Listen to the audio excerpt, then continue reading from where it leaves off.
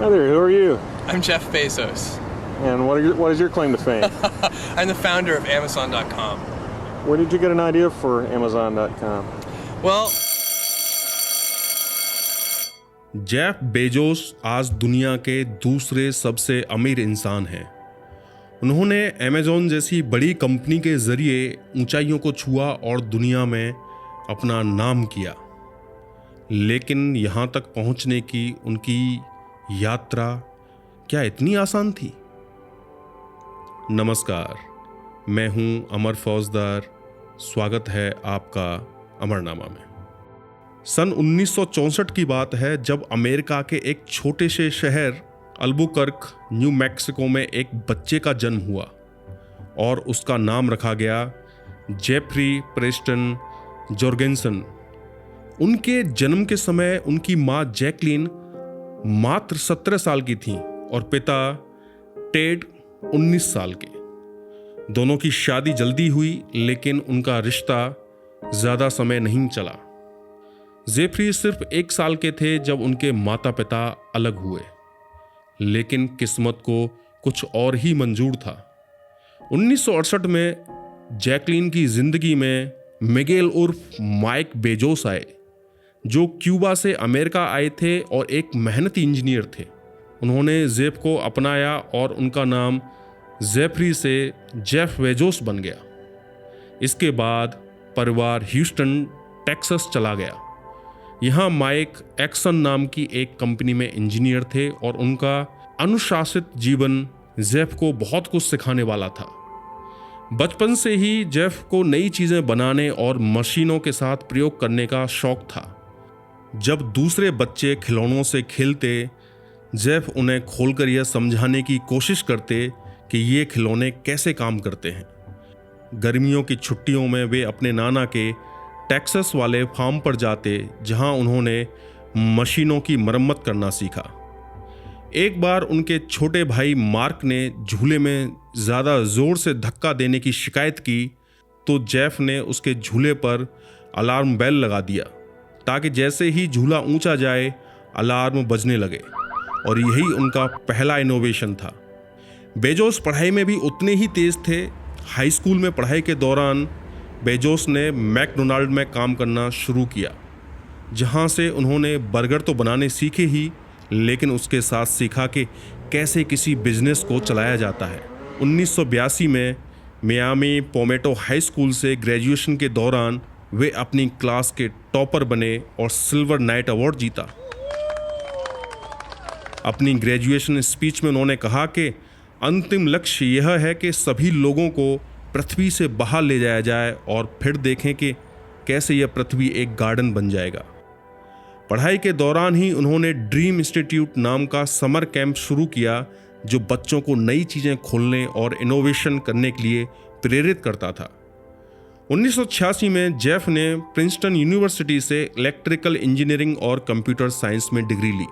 यहाँ वे students for the exploration and development of space के प्रेसिडेंट बने, जिससे उनकी स्पेस में रुचि और बढ़ गई।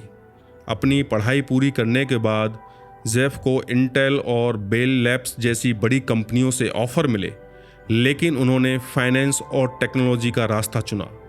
वे न्यूयॉर्क की एक hedge fund company D E Shaw में काम करने लगे, जहां उन्हें बिजनेस की गहरी समझ मिली। जेफ को लगता था कि वह शादी नहीं कर पाएंगे और लड़कियों से बात करने की झिझक इसका सबसे बड़ा कारण था। उन्हें लगता था कि अगर उनका कोई दोस्त उन्हें किसी लड़की से मिलवा सके तो ही उनकी शादी संभव थी। लेकिन इस कंपनी में एक दिन मैकेंजी स्कॉट ने नौकरी का आवेदन दिया और जेफ बेजोस ने उनका इंटरव्यू किया था। बस वहीं जेफ को लगा कि मैकेंजी ही वो महिला हैं जिसे वो ढूंढ रहे थे। दोनों को प्यार हुआ और 1993 में उन्होंने शादी कर ली। साल 1994 में जेफ ने देखा कि इंटरनेट तेजी से बढ़ रहा है और इसमें उन्हें एक बड़ा मौका दिखाई दिया। उन्होंने अपनी अच्छी खासी नौकरी छोड़ दी और खुद का बिजनेस शुरू करने का फैसला किया। उन्होंने एक ऑनलाइन स्टोर बनाने की योजना बनाई और यही वह फैसला था जिससे उनका जीवन बदलने वाला था। जेफ ने अपनी पत्नी मैकेंजी के साथ इस कंपनी की शुरुआत अपने गैराज से की और उसका नाम रखा कैडाब्रा इंक। लेकिन जल्द ही उन्होंने इसका नाम बदलकर Amazon.com रख दिया। हालांकि कंपनी का नाम Amazon रखने के पीछे कई कारण थे, जैसे कि Amazon दक्षिण अमेरिका की सबसे बड़ी नदी है और इसका नाम ए से शुरू होता है, जिससे गूगल पर सर्च करने में आसानी थी और इससे उन्हें फ़ायदा मिल सकता था। कई लोगों का मानना था कि यह कंपनी असफल हो जाएगी, लेकिन जेफ जानते थे कि उन्होंने सही दाव खेला था। 1995 में अमेज़न ने एक ऑनलाइन बुक स्टोर के रूप में काम करना शुरू किया। जेफ खुद पैकिंग करते, बुक्स पोस्ट ऑफिस तक पहुंचाते और कस्टमर्स से फीडबैक लेते। धीरे धीरे कंपनी ने सिर्फ बुक्स ही नहीं बल्कि हर तरह के प्रोडक्ट बेचना शुरू कर दिया। अमेज़न ने तेजी से प्रगति की और 1999 तक इसकी वार्षिक सेल्स $1.64 बिलियन हो गई।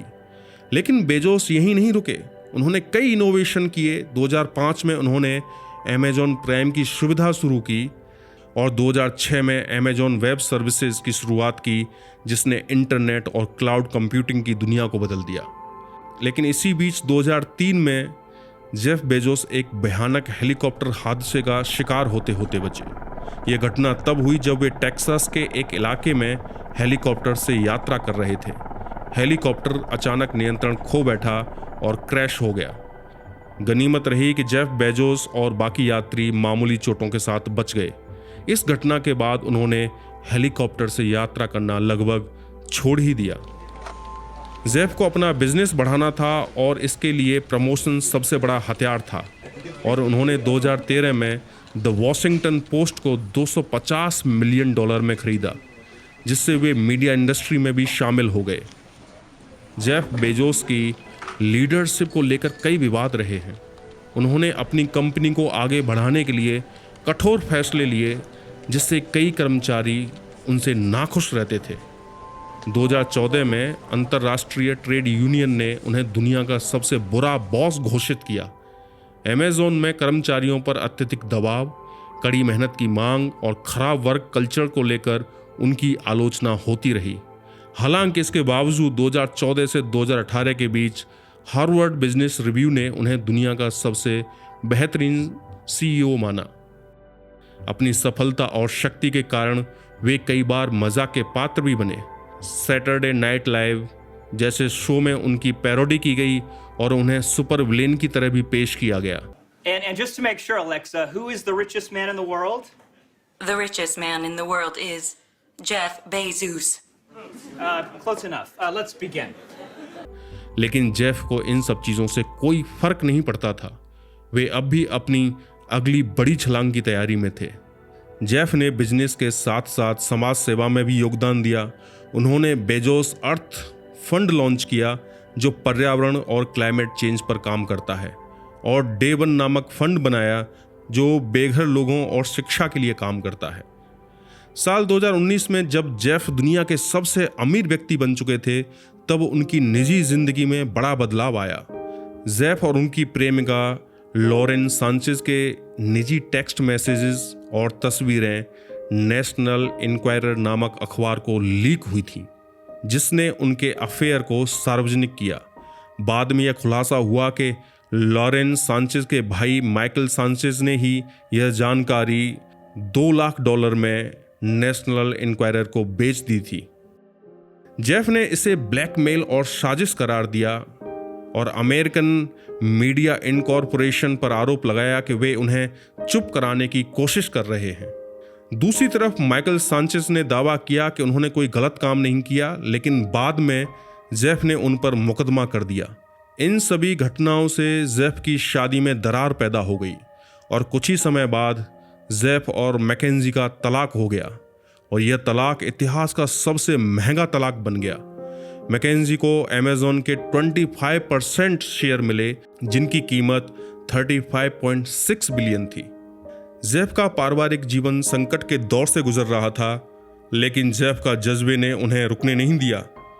वह अपने बचपन के सपने को साकार करने में जुट गए। जेफ का सपना था अंतरिक्ष की दुनिया में बदलाव लाना, इसलिए साल 2000 में उन्होंने ब्लू ओरिजिन नाम की स्पेस कंपनी बनाई थी। उनका मिशन था स्पेस ट्रैवल को सस्ता और आसान बनाना।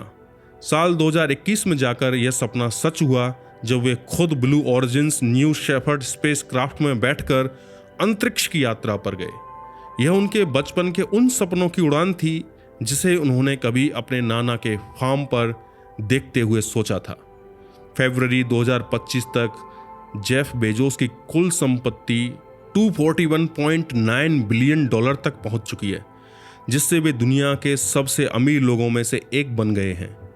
जेफ ने अपने जीवन में जो चाहा वह सब कुछ पा लिया, लेकिन वह आज भी अपने जीवन को बहुत ही संतुलित तौर पर जीते हैं। जेफ की दिनचर्या में सबसे खास बात यह है कि वे दिन की शुरुआत 1 घंटे बिना स्क्रीन के करते हैं।